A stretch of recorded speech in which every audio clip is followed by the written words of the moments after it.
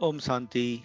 आज का अव्यक्त महावाक्य 18 जून 1974 से लिया गया है, जिसका शीर्षक है लाइट हाउस और माइट हाउस बन नई दुनिया के मेकर बनो। सर्व आत्माओं को सर्व शक्तियों से संतुष्ट करने वाले नई दुनिया के मेकर व विश्व कल्याणी पिता शिव बाबा बोले, अपने को क्या लाइट हाउस और माइट हाउस समझकर चलते हो?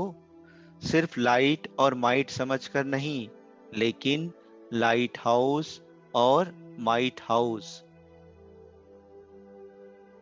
अर्थात लाइट और माइट देने वाले दाता। हाउस तब बन सकेंगे जब उनके अपने पास इतना स्टॉक जमा हो।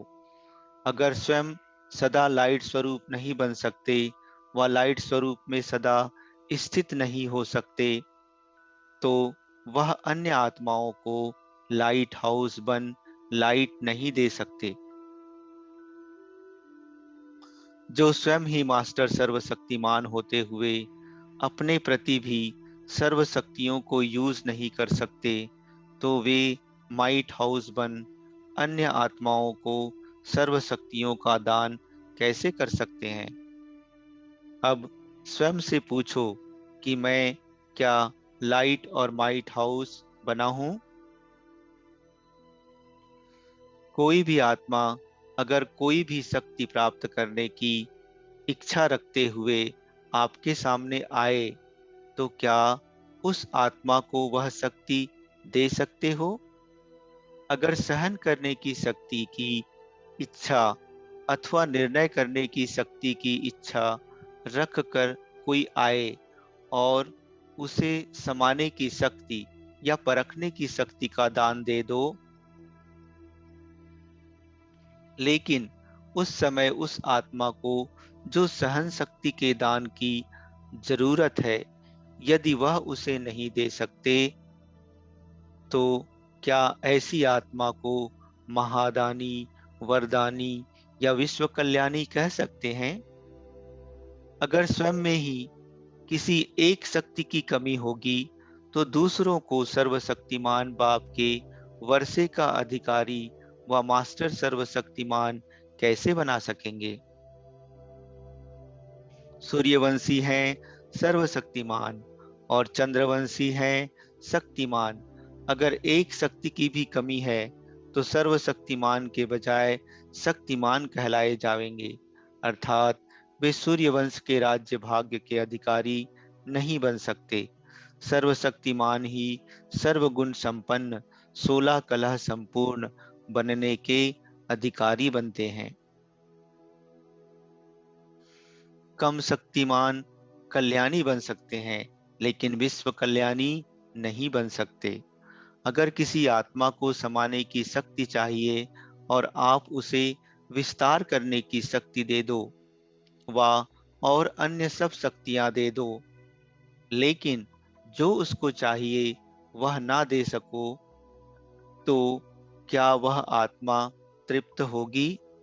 क्या आपको विश्व कल्याणी मानेंगी? जैसे किसको पानी की प्यास हो और आप उसे 36 प्रकार के भोजन दे दो, लेकिन पानी का प्यासा क्या 36 प्रकार के भोजन से संतुष्ट होगा व आपके प्रति शुक्रिया मानेगा? पानी के बदले चाहे आप उसे हीरा दे दो, परंतु उस समय उस आत्मा के लिए पानी की एक बूंद की कीमत अनेक हीरों से ज्यादा है। ऐसे ही अगर अपने पास सर्व शक्तियों का स्टॉक जमा नहीं होगा, तो सर्व आत्माओं को संतुष्ट करने वाली संतुष्ट मनिया नहीं बन सकेंगे।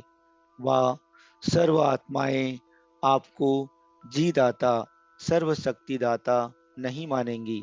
अगर विश्व की सर्व आत्माओं द्वारा विश्व कल्याणी माननीय नहीं बनेंगे, तो माननीय बिना पूजनीय भी नहीं बन सकेंगे। संतुष्ट मणि बनने के बिना बाप दादा के मस्तक की मणियां नहीं बन सकते हो। क्या ऐसे महीनता की चेकिंग करते हो व अब तक मुख्य मुख्य बातों में भी चेकिंग करना मुश्किल अनुभव होता है। अगर चेकिंग करना नहीं आता व सोचते हुए भी निजी संस्कार नहीं बनता तो उसका एक टाइटल कम हो जाता है। वह कौन सा? एक एक सब्जेक्ट का एक एक टाइटल है। 4 सब्जेक्ट के 4 टाइटल कौन से हैं? पहला, ज्ञान के सब्जेक्ट में प्रवीण आत्मा का टाइटल है मास्टर ज्ञान सागर व नॉलेजफुल व स्वदर्शन चक्रधारी। कहो तो भी एक ही बात है। दूसरा, याद की यात्रा में जो यथार्थ युक्ति युक्त योग युक्त है उनका टाइटल है पावरफुल, क्योंकि याद से सर्व शक्तियों का वरदान प्राप्त होता है। तो याद की यात्रा में जो यथार्थ रीति से चलने वाला है उनका टाइटल है पावरफुल। तीसरा सब्जेक्ट है दिव्य गुण। ऐसे दिव्य गुण मूर्त को कौन सा टाइटल देंगे? उनका टाइटल है दिव्य गुणों की खुशबुएं फैलाने वाला इसेंस फूल अर्थात सार युक्त। जैसे इसेंस अर्थात सार यदि कहीं भी दूर रखा होगा तो भी वह अपना प्रभाव डालेगा अर्थात खुशबू फैलाएगा। तो क्या ऐसे ही दिव्य गुणों की खुशबू की इसेंस वाली रूहानी सेंस के इसेंसफुल हैं? अब अपने में चेक करो कि क्या चारों ही सब्जेक्ट्स के 4 टाइटल धारण करने के योग्य बने हो। अगर चेकिंग करनी नहीं आती तो फिर कौन सा टाइटल कट होगा? कई तो कहते हैं कि चेकिंग करना चाहते हैं लेकिन धक्के से गाड़ी चलती है। निजी संस्कार सदाकाल नहीं चलते। इसमें कौन सी कमी कहेंगे? नॉलेज तो है ही कि यह करना चाहिए। त्रिकालदर्शी पने की नॉलेज तो मिल गई है ना? क्या नॉलेजफुल हो? अभी अगर किसी भी कमजोरी वश हो जाते हो, उस कमजोरी को जानते भी हो, उसे वर्णन भी करते हो और उसके मिटाने को पॉइंट्स भी वर्णन करते हो, लेकिन वर्णन करते हुए भी जो चाहते हो वह कर नहीं पाते हो।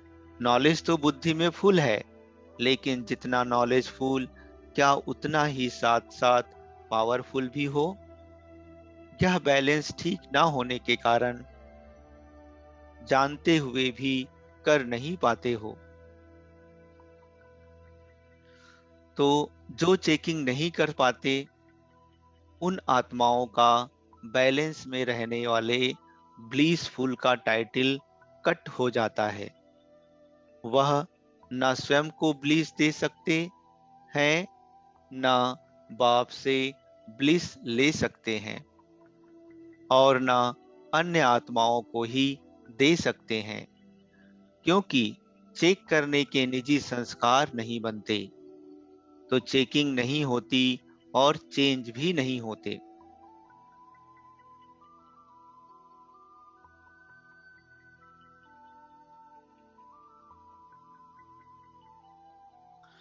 जो चेकर नहीं बन सकते वह मेकर भी नहीं बन सकते। वह न स्वयं के न अन्य आत्माओं के और न विश्व के ही नई दुनिया बनाने वाले और नया जीवन बनाने वाले इस महिमा के अधिकारी नहीं बन सकते। इसलिए अब चेकर बनो। जैसे अमृत वेले की रूह रूहान की मुख्य बात को सभी ने मिलकर दृढ़ संकल्प के आधार पर स्वयं को और अन्य साथियों को सफलता मूर्त बनाया है, इसी प्रकार इस बात को भी मुख्य जान और एक दो के सहयोगी बन सफलता मूर्त बनो, तभी सर्व कार्य संपन्न होंगे।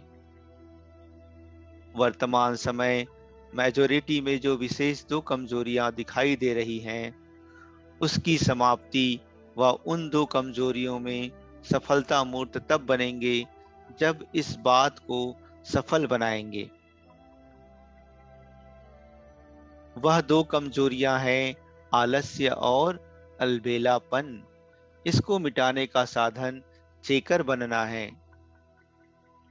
99% पुरुषार्थियों में किसी न किसी रूप में आलस्य और अलबेलापन कहीं अंश रूप में है और कहीं वंश रूप में है। महारथियों में अंश रूप कौन सा है? घोड़े सवार में वंश रूप कौन सा है? क्या उसको जानते हो? अंश रूप है कि मेरी नेचर व मेरे संस्कार, मेरी भावना नहीं है, लेकिन बोल व नयन चैन है, रेखाएं हैं, लेकिन रूप बने हुए नहीं हैं।